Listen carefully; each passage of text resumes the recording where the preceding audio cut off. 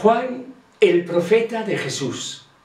Homilía para el segundo domingo de Adviento en el ciclo C sobre el Evangelio de San Lucas. Estamos en el capítulo 3, versículos 1 al 6.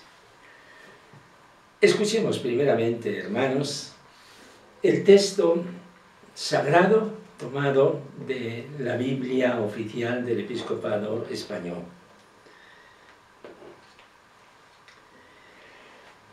En el año 15 del imperio del emperador Tiberio, siendo Poncio Pilato gobernador de Judea, y Herodes tetrarca de Galilea, y su hermano Filipo tetrarca de Iturea y Traconítide, y Lisanias tetrarca de Abilene, bajo el sumo sacerdocio de Anás y Caifás, vino la palabra de Dios sobre Juan, hijo de Zacarías, en el desierto. Y recorrió toda la comarca del Jordán, predicando un bautismo de conversión para perdón de los pecados, como está escrito en el libro de los oráculos del profeta Isaías. Una voz grita en el desierto: preparad el camino del Señor, allanad sus senderos. Los valles serán rellenados, los montes y colinas serán rebajados. Lo torcido será enderezado, lo escabroso será camino llano. Y toda carne verá la salvación de Dios. Palabra del Señor.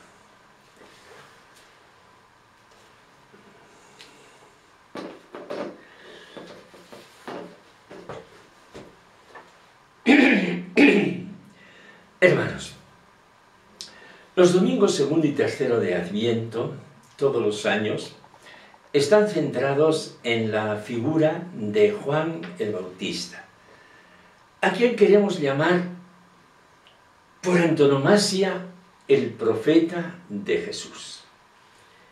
El Adviento es riquísimo, exuberante, en textos variados, para abrir los ojos a las puertas de la esperanza, textos que dan muchas meditaciones a todos cuantos buscan al Señor. Nos centramos en el pasaje de Juan el Bautista, la presentación que de él hace el evangelista San Lucas, que concluirá el domingo que viene, tercero de Adviento. ¿Quién es Juan el Bautista? El profeta de Jesús. La definición más honrosa que podemos atribuirle. Todo lo que es Juan, desde su nacimiento hasta su martirio, lo es desde Jesús y para Jesús. Juan es el precursor de Jesús, el profeta de Jesús. El mismo Jesús lo ensalzó sobre todos cuando dijo: en verdad os digo que no ha nacido de mujer uno más grande que Juan el Bautista, aunque el más pequeño en el reino de los cielos es más grande que él.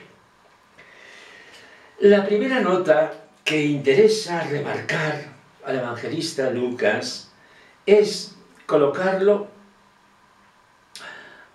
bajo los dos ojos de la historia, que son la geografía y el tiempo.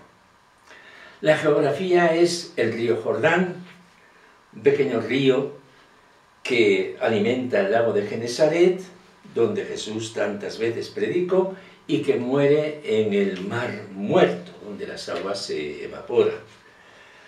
Junto al río Jordán, la comarca del Jordán. Esa es la geografía del Bautista. ¿Y el tiempo? Al evangelista le importa mucho encuadrar el fenómeno de Juan, que va a ser el comienzo del ministerio público de Jesús, en la cronología de la historia universal. Estamos en el año 15 del imperio de Tiberio Julio César. Este emperador entró a reinar en el año 767 de la fundación de Roma, que es el año 14 de lo que ahora llamamos la era cristiana. Murió en el año 37 de esta era cristiana, los 77 años. Es pues el emperador que corresponde a los años de la vida pública de Jesús. En el año 15 de este emperador se abre la historia pública de Juan y de Jesús. El historiador San Lucas ha tenido la clara intención de sincronizar la vida de Jesús con la historia del mundo. Y él es el que nos ha indicado qué año del Imperio Romano se hizo el censo en el cual nació Jesús y en qué época del Imperio entra en escena Jesús, precedido por Juan. La misión de Jesús, misión de la Encarnación, se realiza en la historia concreta de los humanos. El dato cronológico para enclavar la vida de Jesús es al mismo tiempo y sobre todo un dato de significación salvífica. Jesús viene para la historia universal. Fue entonces cuando vino la palabra de Dios sobre Juan. Esta expresión de la Biblia es muy intencionada.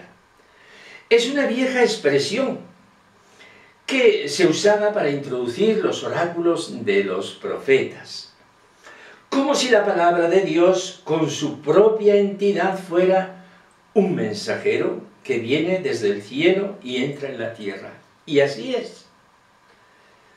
Si a un cristiano preguntamos ¿qué es la palabra de Dios?, seguramente que nos responderá la Biblia. La respuesta es correcta, pero es incompleta. Cuando el Papa Benedicto XVI escribía la exhortación Verbum Domini como resultado del sínodo que hubo sobre la palabra de Dios, recogiendo los frutos de aquel sínodo, nos explicó detalladamente qué es la palabra de Dios y cuáles son sus manifestaciones. Al principio ya existía la palabra, y la palabra estaba con Dios, y la palabra era Dios. Esta existencia de Jesucristo en el seno de Dios es la palabra primordial.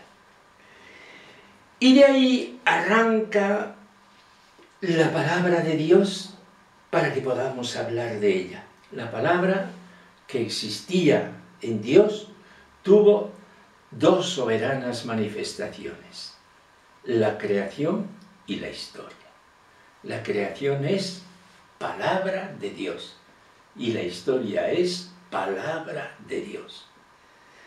Palabra que vino a los profetas en su momento. Palabra que vino a los sabios de Israel. Palabra que se fue haciendo palabras escritas en la Sagrada Escritura. Palabra que se encarnó en las entrañas de Santa María Virgen. Y el Verbo se hizo carne. Porque Jesús es la palabra. Palabra que ahora llega a Juan, predicador y bautizador. El evangelista San Lucas, para entender la misión de Juan, cita un oráculo del libro del profeta Isaías. Y en este oráculo solemnísimo y consolador se nos dice: y toda carne verá la salvación de Dios. Aquel profeta antiguo que los estudiosos de la Biblia hoy le llaman el segundo Isaías, aquel profeta del fin de la cautividad de los judíos en Babilonia, tuvo una misión que nunca se había expresado tan claramente: anunciar la salvación no solo al pueblo elegido de Israel, sino a todo el mundo. Este profeta es el profeta por excelencia del universalismo. Y toda carne verá la salvación de Dios. Juan recoge el testigo para presentarse a Israel. Su misión es esta: presentar a Jesús como el fin de la historia de Israel, como el Salvador del mundo entero. Su oficio con Cristo se reduce a esto: preparar el camino del Señor. Dios está llegando. Definitivamente Dios está entrando en la tierra. Juan es destinado para preparar los corazones para que reciban al Mesías. Para esto predica y para esto bautiza. El antiguo profeta había visto como si Dios trazara una gran calzada para entrar, una gran avenida, abajando montes y alzando hondonadas. La antigua imagen la entendemos en un sentido moral de conversión. Por eso, en la liturgia de estos días, rezábamos así: abaja los montes y las colinas de nuestro orgullo, y levanta los valles de nuestros desánimos y de nuestras cobardías. Aquel antiguo profeta de la vuelta de la cautividad llevó un mensaje increíble de consolación, de seguridad, de perdón.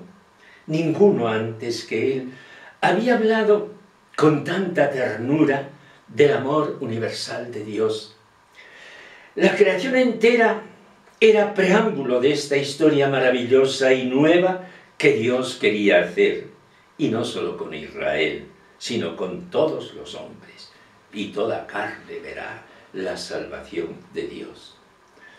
Hoy nos emocionamos cuando leemos, escuchamos estas palabras de los oráculos que encontramos en el libro de Isaías, del capítulo 40 en adelante. ¿Cuál será, por tanto, la maravilla que Dios trae a la tierra con la venida de su Hijo? La hemos oído de otro profeta en la primera lectura, de Baruch, discípulo de Jeremías.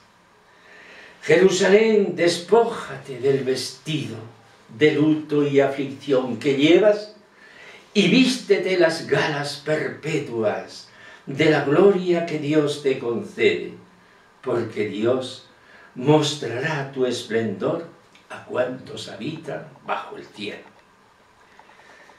Hermanos, este es el panorama que Dios abre ante nuestros ojos.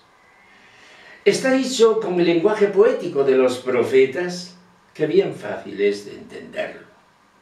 Si Dios vino en la encarnación de su Hijo, definitivamente se ha hecho nuestro Dios, nuestro hermano. Queremos que su presencia nos transforme. Por eso concluimos con la aclamación, la súplica constante del Adviento: ven, Señor Jesús. Amén.